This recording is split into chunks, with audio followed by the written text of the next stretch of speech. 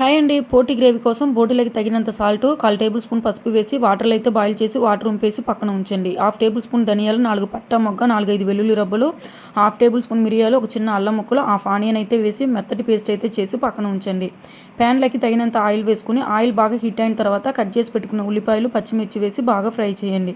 Fry అయిన తర్వాత 1/4 table spoon పసుపు కూడా వేసి పచ్చివాసన పోయిన తర్వాత బాయిల్ చేసిన బోటీ అంతా కూడా వేసుకొని 2 మినిట్స్ పాటు బాయిల్ చేయండి.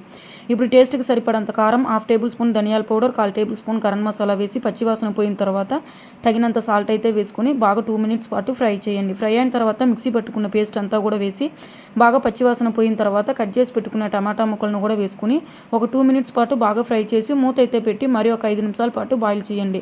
టమాటాలో ఉండే వాటర్ అంతా కూడా పోయిన తర్వాత తగినంత వాటర్ అయితే వేసుకుని బాగా కలుపుకొని కర్రీ అనేది చిక్కటి కండెన్సీకి వచ్చేంత వరకు కూడా 10 to 15 మినిట్స్ పాటు బాయిల్ అయిన తర్వాత కొత్తిమీర జల్లుకొని సర్వ్ చేసుకోండి. Bye bye.